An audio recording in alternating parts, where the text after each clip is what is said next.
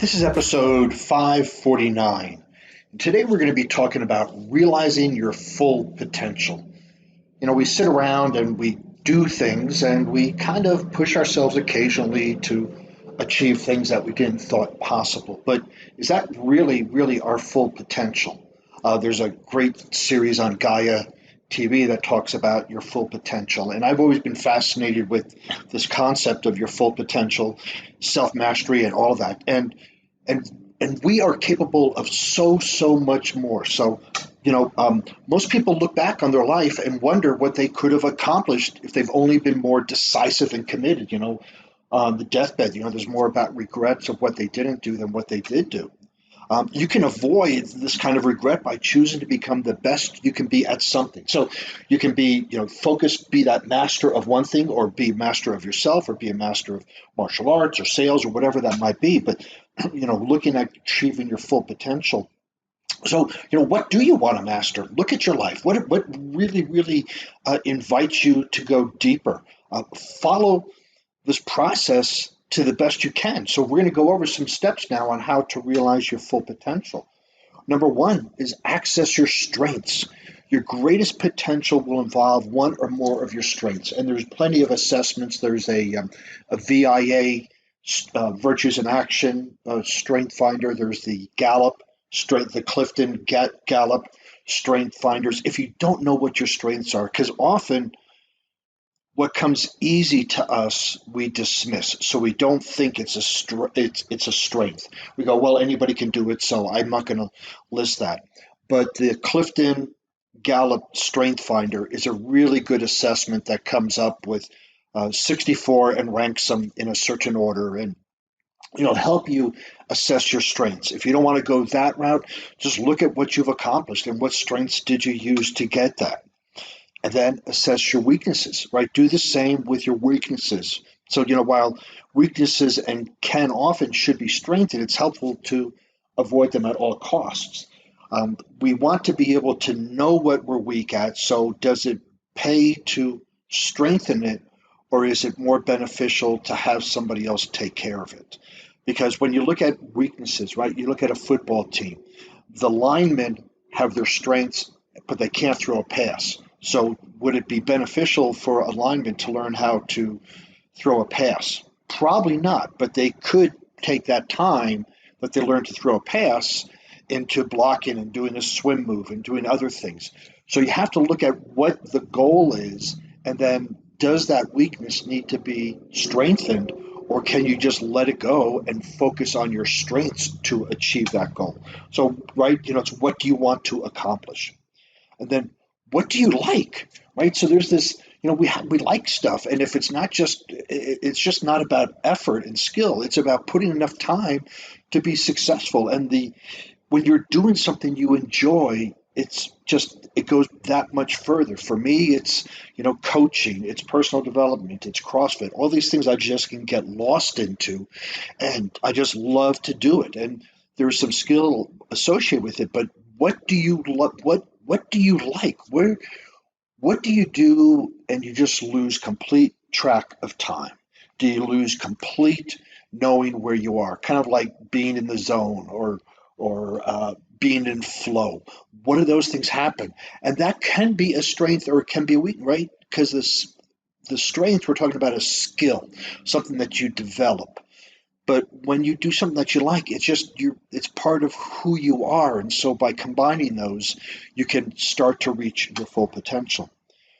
What do you want to accomplish? I mean, you can't do much without making this decision. Everything focuses on this. What do you want to accomplish? And it could be, what do you want to accomplish in the next 6 months? What do you want to accomplish this year? What do you want to accomplish?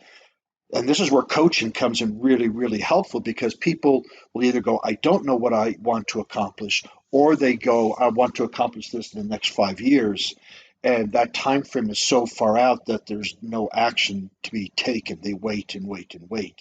So think about it. Get with somebody. Write down some stuff. What do you want to accomplish? And when you talk about what do you want to accomplish, this is, so you can reach your full potential. So it would be maybe in an area of sports, maybe in an area of business, maybe in an area of relationships. But where could you really exude and hit your full potential based on what you want to accomplish. Avoid distractions. This is when you start on the path to reaching your full potential or mastery. The first thing that has to be done, you have to put on blinders. You can't chase squirrels, you can't chase shiny objects. And because once you make that decision and you start walking that path with heart, as Carlos Castaneda talks about it, that's it. And Native Americans call the good red road, which is a very, very narrow road you walk down. And it's narrow because you're avoiding all distractions. So you need to, this probably is going to be the most difficult thing that you can do, because when I talk about avoid distractions, it's just not your phone and the door. It's if you want to be a master or you want to hit your full potential in a certain field, that's what you focus on. So you don't sit and watch 5 hours of TV based on something else. You don't go out and do things. You do things that are opposite of what you want to do. Those are all distractions. We can get easily distracted with everything that's going on in the world, between news and Facebook and Twitter and our phone and text and everything else. We can easily get distracted momentarily, but also avoid distractions in the long run. Let's say that you wanted to work on self-mastery of your emotions and you started going into, I want to reach my full potential on my emotions. Well, then you don't go out and start looking at your full potential on fitness, because that's going to distract you. Although you may want to participate in physical fitness to a certain degree because you want to stay healthy, but you wouldn't give it the same emphasis as you would to the emotional side. And again, these distractions can be sneaky because it takes us off course. Number 6, find a mentor or a coach. You really cannot reach your full potential without a mentor, a coach, advisor, whatever title you prefer. It can save you years off the learning curve and help you to avoid mistakes you're destined to make on your own. And this is one of my big things with my clients is, what do you want to accomplish? Let's go there. And I sometimes have walked that path, so I share it with them. There's other times where I can see that path and I ask them about it. But a coach, a mentor is essential, because the coach, the mentor, I see the qualities in my clients that they can leverage to achieve the goals that they want to. Often they don't, because, again, we tend to dismiss what comes easy to us. And we all have limiting beliefs about ourselves. So I challenge my clients on the limiting beliefs on why they can't reach their full potential in a specific area of their life. But find somebody, right? Get a mentor. Find somebody who has accomplished what you want to in that area of your life. And if you don't want to hire a coach and whatever, read a biography, watch some documentaries about that person, but educate yourself on what that person or people have done to reach the area that you want to reach. It could be investing in stocks. It could be, again, physical fitness. It could be CrossFit. It could be spirituality. It could be meditation. But you find somebody who can coach you in that area or mentor you, or if you don't want to invest in yourself monetarily, then find somebody that you can read a biography about or watch some documentaries about. But find somebody that has walked that path or can hold you accountable for the path that you are on. Make a commitment. This is so Reaching any success, especially mastery, requires a commitment. It's the commitment to developing yourself, the commitment to overcoming obstacles. It's the commitment to put in the necessary time. It's the commitment to find a mentor and avoid those appealing distractions. You've got to make a commitment.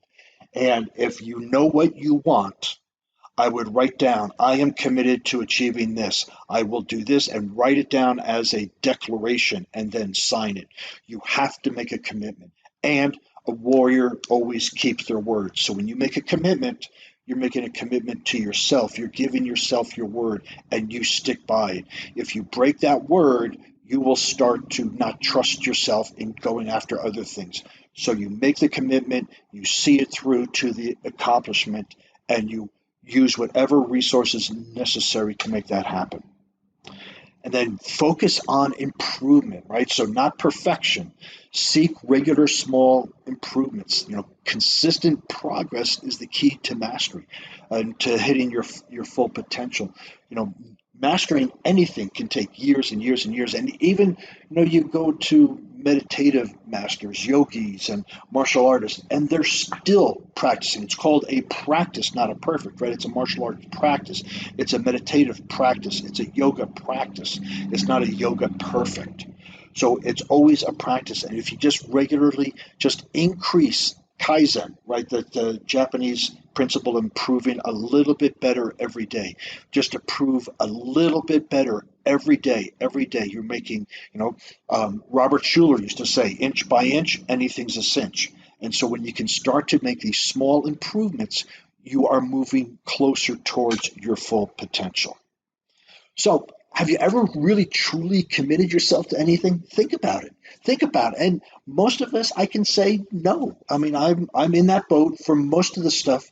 But have you ever truly? What would it feel like right now? Now can be that time to truly commit. Determine what you want to accomplish in what area of your life, and commit to it. What interests you? What do you want to know inside and out? What subject? What is that? Mastering anything can give you a new level of pride and confidence. And it takes some sacrifice to master something, because you have less time available for other pursuits. And that part of mastering is determine what you want to commit to. And then, however, most people find it's worth the sacrifice, and actually that they probably don't even call it a sacrifice, because they just let things go that no longer serve them. So what do you want to master? Think about it. Do some brainstorming. How Start a meetup group of what do you want to master, and get people together. Hire a coach like me and help you with that. Whatever that is, think of something you want to master and then go after it. If you'd like to see these show notes, you can go to warriormindcoach.com, see the show notes there. And while you're over there, you can request a breakthrough consultation, listen to other podcasts, read some blog posts, and just have a great time over there. And while you're on the internet, please follow me on LinkedIn, Facebook, Instagram, Pinterest under Warrior Mind Coach.